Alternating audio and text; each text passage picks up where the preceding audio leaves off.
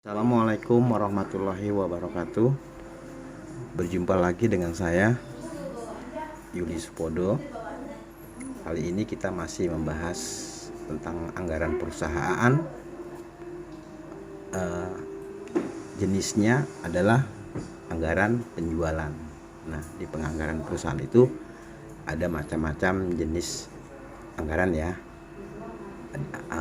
Kurang lebih ada 14 anggaran yang sudah Pak Yudi sampaikan di pengantar penganggaran. Nah, kali ini kita akan bahas jenisnya, yaitu penganggaran penjualan, di mana anggaran penjualan ini adalah anggaran kunci, anggaran yang harus pertama kali dibuat untuk menyusun anggaran-anggaran berikutnya. Namun sebelumnya kita berdoa dulu. Bismillahirrahmanirrahim. Semoga pertemuan ini berjalan lancar. Simak terus ya guys videonya sampai selesai. Terima kasih. Oke, kita bahas masih di materi penganggaran perusahaan. Nah, kita akan menyusun anggaran penjualannya. Nah, apa itu pengertian anggaran penjualan?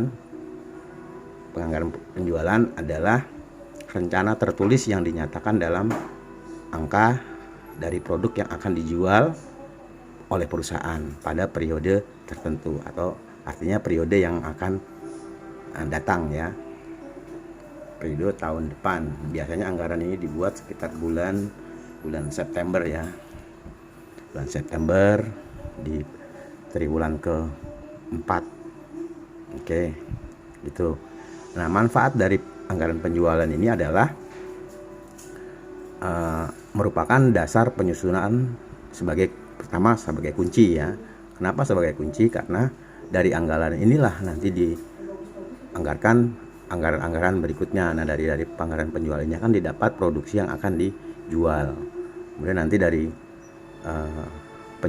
dari anggaran penjualan ini, dari jumlahnya yang akan dicapai, yang akan ditargetkan, itu kita menganggarkan lagi HPP-nya.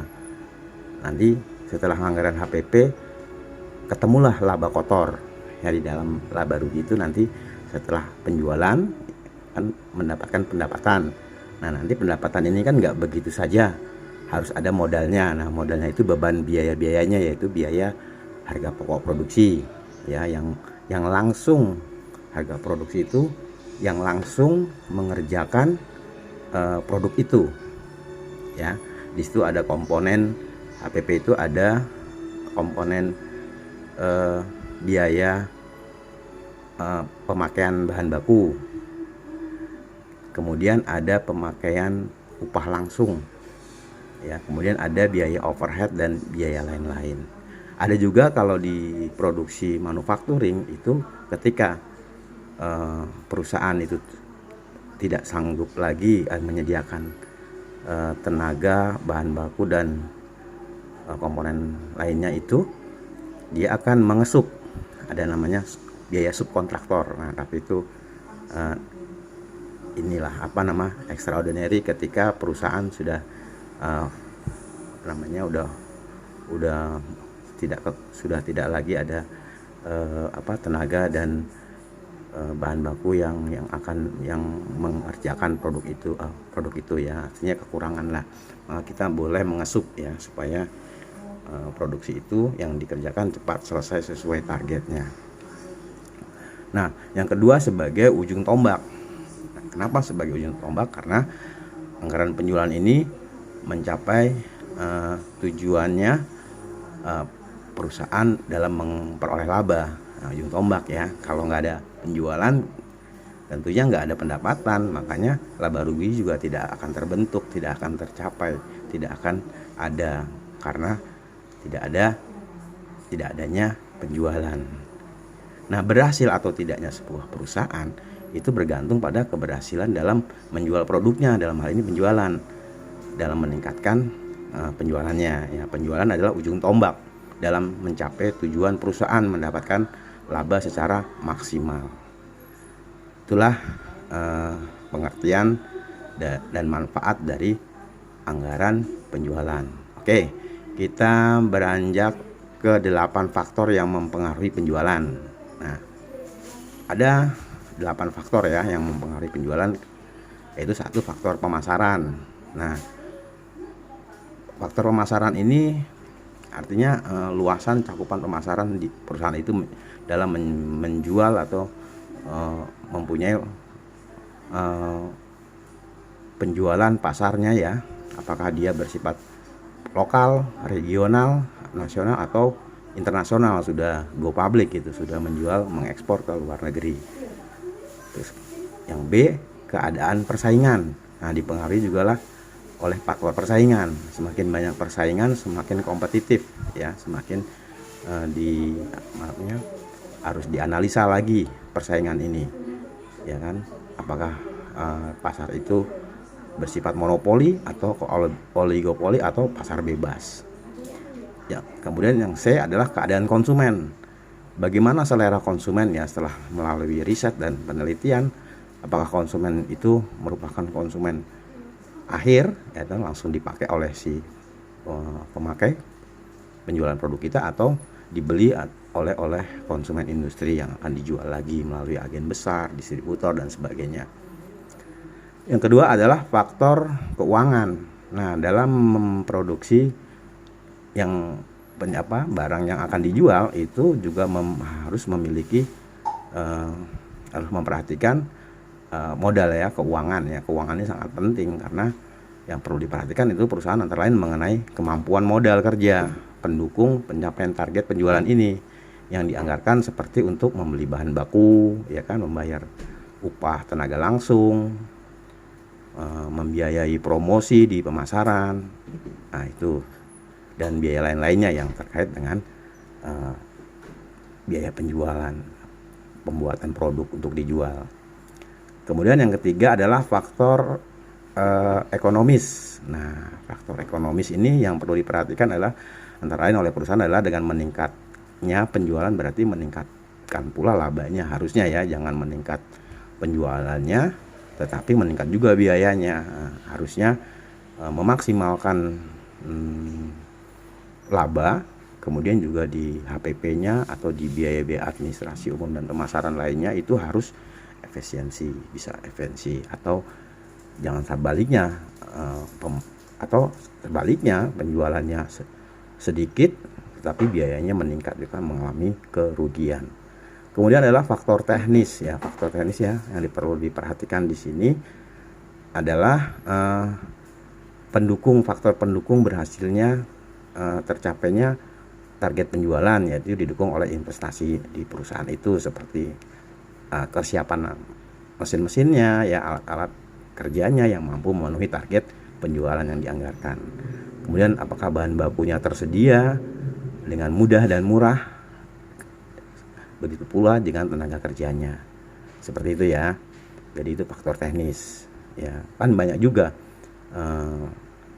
di Asia Tenggara itu masih dibilang tenaga kerjanya murah, makanya ketika ada negara lain memproduksi suatu barang itu disubkan ke Indonesia gitu supaya dikerjakan, karena tenaga kerjanya murah. Setelah jadi baru dibawa lagi ke negaranya untuk diproduksi lagi yang tidak menggunakan tenaga kerja ya kan itu.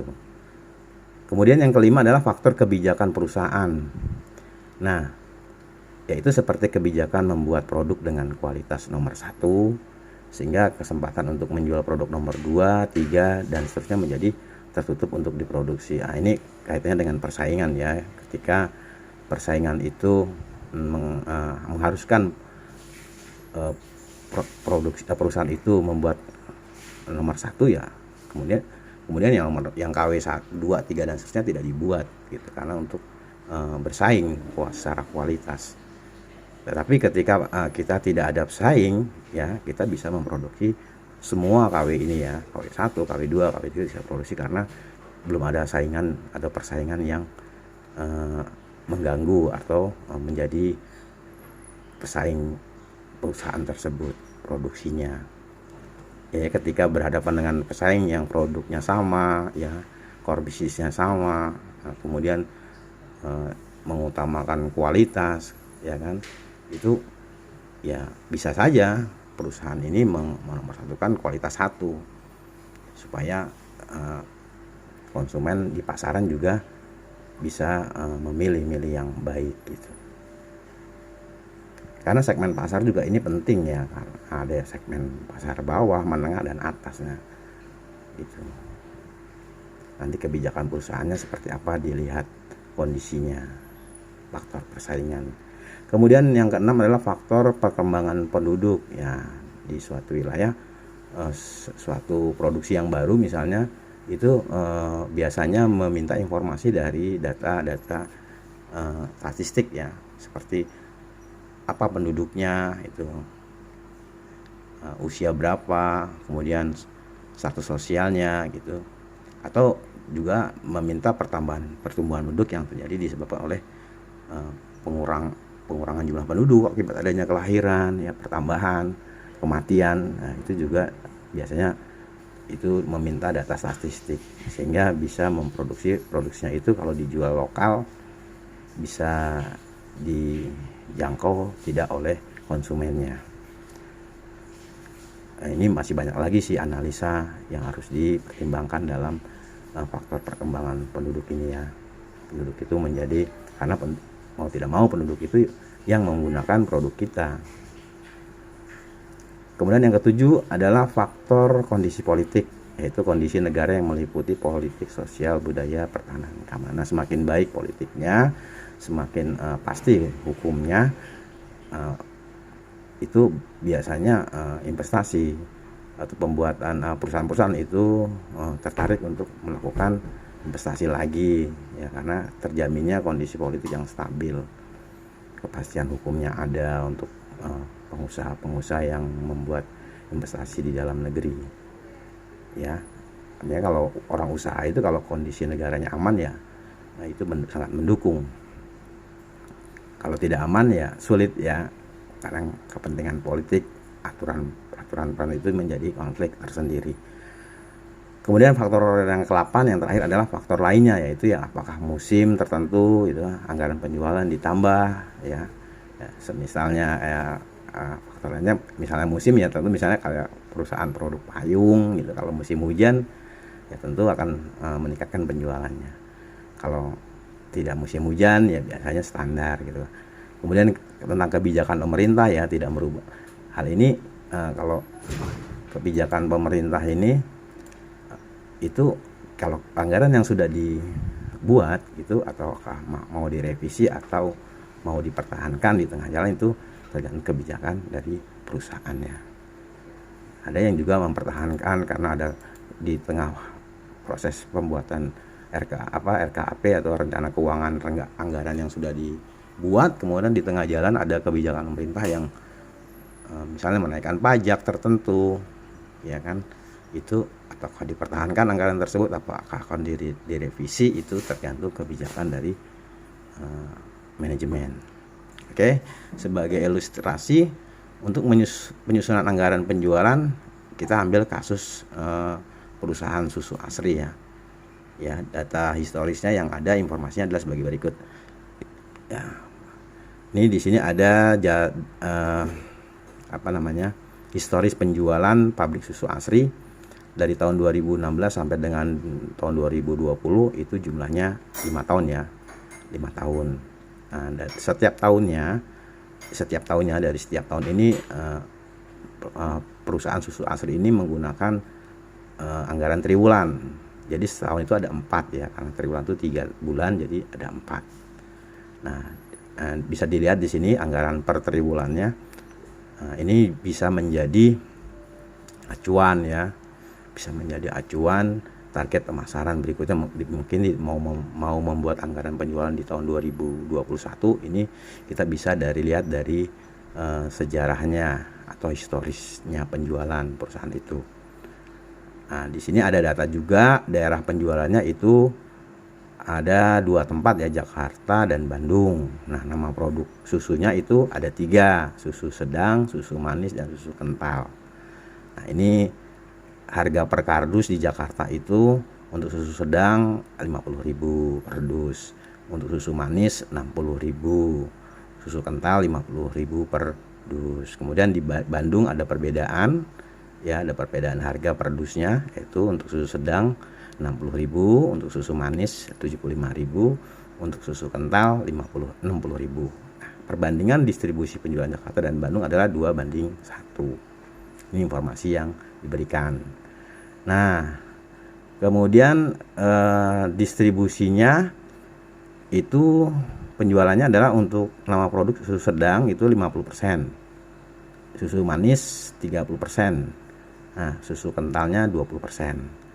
Nah, dari data ini diminta kita menyusun anggaran penjualan susu untuk susu hasil untuk tahun 2021. Kita bisa menggunakan langkah pertama, yaitu dengan menggunakan peramalan penjualan ya, dengan menggunakan analisis tren. Bentuknya seperti ini ya guys. Di sini adalah tahun ya, tahunnya ada 5. Peramalan ini menggunakan data historis tahun yang sudah dikerjakan ya, yang sudah dilaksanakan tahun sebelumnya. Kita ini membuat anggaran tahun 2021, maka kita menggunakan data historis ini. Karena peramalan seperti ini ya, ketika kondisi tadi ke-8 kondisi tadi tidak berubah, termasuk kebijakan pemerintah juga tidak berubah, kita bisa menggunakan data peramalan ya. Di perusahaan tadi tidak ada yang berubah ya, investasinya, keuangannya, kemudian jumlah penduduknya belum ada perubahan yang berarti. Kita bisa menggunakan data historis ini. Nah, rumusnya adalah ini guys ya. Ini adalah N ya, jadi dari data ini ya, penjualan ini kita bisa bikin tabel. Ini ada tahun, ini penjualan Y, ini X, ini X kuadrat ya, ini Y kali X. Nah, kita bisa menggunakan peramalan ya, 2016 17, nah kita buat X nya adalah 0 1 2 3 4 ya kan. Kemudian X kuadratnya adalah ini ya, 0 kali 0, 330 kali 0 gitu kan, 0 145 kali 1, ini 115. X nya itu X kali Y gitu, sehingga ketemu pada satu tahunnya adalah 1620 dus ya, ini dalam dus ya. Nah, ini kemudian kita mencari B dan A nya ya. B dan A nya ini kita cari dengan rumus ini ya, jumlah N ini tahun ya, N tahun. Nah, jumlah XY ini berarti jumlah XY itu ada 5, tahunnya ada 1 2 3 4 5 ya. Ini N nya 5, Y nya ini, XY nya adalah ini 1620 dikurangin ya 10 kali 760, ini ya 10, jumlah X nya ini 760. Nah, dibagi dengan jumlah N X kuadrat. Nah, ini 5 ya, 5 ini N nya 5, 1 2 3 4 5, ini N nya tahunnya, dikali 30, X nya adalah 10 ya. Ini X kuadrat, nah 30 ini maksud saya ya, 30 dikali 30 dikurangi 10 kuadrat. Ini ada rumusnya ini ya, X2 ini 10 kuadrat, jadi ketemunya 10. Nah, untuk A nya yaitu jumlah Y dibagi N dikurangin B, nah, gitu ya. Jumlah Y ya, ini artinya gini, jumlah ini kan rumusnya nih, berarti 760 Y ini kan 760, ini jumlah Y dibagi N nya tuh 5, nah, dikurangi B nya itu berarti tadi 10, nah, berarti 10 5 tinggal dikali ya, berarti jumlahnya 132. Nah, sudah ketemu. Sekarang persamaan tergarisnya Y min A plus BX ya. Jadi Y itu sama dengan 32 ditambah 10X. Nah, ramalan penjualannya tahun 2021 adalah Y itu tahun 2021 tahunnya itu sama dengan 132 ditambah 10 kali 5. Jadi 132 ditambah 50, jadi 182. Nah, kesimpulannya berdasarkan ramalan penjualan dengan metode least square tadi, penjualan susu akan dijual tahun 2021 adalah sebesar 182 dus. Nah, Di sini ada langkah kedua ya, setelah tadi ketemu 182-nya, kita bagi dua tempat ini, porsinya adalah 2/3 Jakarta ya, dikali 182 dus, ketemunya 121 dus untuk Jakarta. Tahun 2021 jumlahnya 121 dus. Nah, untuk Bandung, 1/3 dari 182 dus, jumlahnya 61. Jadi, kalau ditotalin 121 tambah 61 adalah 182 dus. Nah, cara perbandingan masing-masing produk di kedua daerah itu adalah sebagai berikut ya. Nama produk susu sedang misalnya ya. Distribusinya adalah 50 tadi di sini kan. Di sini ada distribusinya tuh 50 nih, 50 30 20. Nah, ini 50 20 30. Nah, kita kalikan saja dari jumlah masing-masing yang diproduksi. 50% kali 121 ya, ketemunya 61 dus untuk susu sedang. Dari ketiga ini dibagi ya.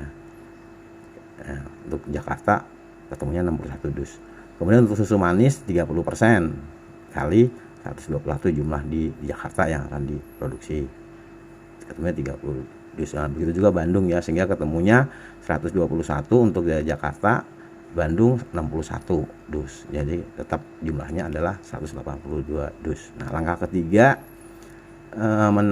mencari nilai presentasi penjualan. Nah, cari nilai presentasi triwulan dari data historis 5 tahunan yang ada di informasi. Nah, ini kan informasinya yang tadi ya. Dari data informasi ini kita mencari triwulannya ya, ya. Ya, ini jumlah rata-rata itu dibagi ya. 180 dibagi 5, ini ketemunya 36. Kemudian untuk presentasinya yaitu 180 ini dibagi 760 jumlah ya, dikali 100%, sehingga ketemunya 23,68. Nah, begitu juga seterusnya. Ini adalah presentasi penjualannya setiap daerah dan setiap triwulan. Kemudian setelah itu ini ada yang perlu diperbaiki ininya, slide-nya. Oke. Nah, cari perbandingan masing-masing produk di kedua daerah tersebut ya. Langkah keempat ya, penjualan per triwulan per daerah ya. Ini saya luasin. Ini untuk produk susu sedang, susu manis dan susu kental di Jakarta itu sesuai perbandingan tadi 120 dus. Kemudian triwulan ketiga ya 23% nih dari data di atas tadi ya, 23% ini dikali 31 dus ya, sehingga temunya 7 dus ya. Setiap triwulannya ini dibagi ya. Begitu juga seterusnya, begitu juga di daerah Bandung ya, sama juga ya. Dari Bandung ini sama presentasinya, tinggal ngali jumlah bagiannya, ekuivalennya ya. Jadi jumlahnya sama, setiap akhir tahunnya sama, harusnya 182 juga ya. Ini oke, nah ini diperbesar. Ini setiap, jadi sebesar 182 tadi itunya dibagi setiap triwulan, ini menghasilkan ini ya, untuk produk susu sedang di Jakarta ya, untuk triwulan pertama di Jakarta ya. Untuk triwulan pertama ini jumlah 121 itu triwulan pertama ini 29 dus untuk ketiga-tiganya. Kemudian untuk triwulan kedua sebesar 30 dus. Begitupun untuk daerah Bandung ya, sesuai presentasinya dia kan jumlah total produknya 61. Nah, dibagi dalam 3 produk ini. Nah, masing-masing di Bandung ini setiap triwulannya seperti terlihat, tinggal mengalihkan saja ya, 23% tadi ini tinggal mengalihkan aja. Inilah komposisinya sampai di triwulan keempat.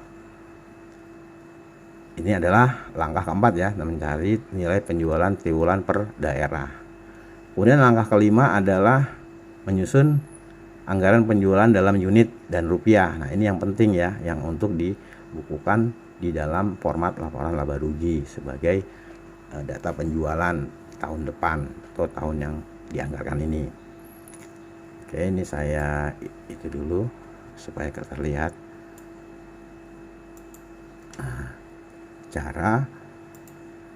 ini adalah cara perbandingan masing-masing produk di kedua daerah. Langkah kelima. Nah, terlihat di Jakarta itu susu sedang adalah sesuai ini tadi. Ini ya, triwulan pertama 1496 ya. Triwulan pertama ini jumlahnya 1496. Nah, harga per dus tadi dikalikan harga yang sudah disepakati di awal ini ya, dari penjualan. Jakarta itu 50.000 untuk susu sedang, susu manis 60.000, susu kental 50.000. Nah, kita tuangkan di sini. Ya. Nah, ini harganya untuk triwulan pertama sehingga menghasilkan nilai rupiah dari jumlah dus itu dikalikan harga per dusnya tinggal dikalikan ini. Nah, di triwulan kedua sama ya. Caranya yaitu triwulan kedua kita ambil di sini berapa tadi jumlahnya di triwulan kedua. Di triwulan kedua itu untuk Jakarta, nah 1596 ini ya, 1596 jumlahnya 30. Nah, ini 1596 jumlahnya 30, tinggal mengalihkan harga per kardusnya sehingga menghasilkan nilai angka ini ya. Ini Pak Yuli, itu saja supaya ini kita bisa masukkan ke dalam format laporan laba rugi. Nih, sama juga ini ya, sehingga menghasilkan ada nilai uangnya tadi, data dan nilai uangnya terakhir yang akan dimasukkan ke dalam format laba rugi. Nah, ini sudah masuk ya. Jadi penjualannya adalah totalnya adalah triwulan ya pertama 2.440.000. Nah, kita tuangkan ke dalam sini ya. Nah, 2.400.000 ini sama, ini triwulan kedua penjualannya 2.550.000. Nah, ini ya, kita masuk ke dalam pendapatan penjualan susu asri. Ini format di laba ruginya ya, sudah terkonsolidasi, sudah digabung ya. Nah, kalau mau rinciannya kita lihat anggaran penjualannya, tapi dalam format laba rugi ini penjualan susu asri ini semuanya ketiga-tiganya. Nah, untuk melihat per itemnya kita lihat di anggaran penjualan. Nah, seperti itu sampai selesai. Oke, begitu guys. Contoh tabel anggaran penjualan di atas ya. Diharapkan kalian dapat mencoba latihan dengan membuat anggaran penjualan dengan contoh penjualan yang lain ya, seperti mungkin kecap ya bisa juga, atau anggaran-anggaran penjualan di produk-produk perusahaan lain yang core bisnisnya mungkin manufacturing ya, yang memenuhi ada unsur HPP. Nah, itu bisa dianggarkan seperti contoh ini ya kan. Nah, inilah agar lebih akurat lagi, banyak latihan ya, membuat contoh-contoh produk lain yang sama sistemnya ya. Yang mungkin terpenting adalah konsentrasi ya, supaya bisa memahami anggaran penjualan ini baik dari sisi kuantitas dikalikan oleh harga satuan yang ketemu itu ya. Semoga video ini bermanfaat dan membantu dalam membuat anggaran selanjutnya ya, anggaran perusahaan tentunya ya. Baik, terima kasih atas perhatiannya. Jangan lupa simak video selanjutnya ya tentang anggaran perusahaan. Terima kasih. Billahi taufiq wal hidayah. Assalamualaikum warahmatullahi wabarakatuh.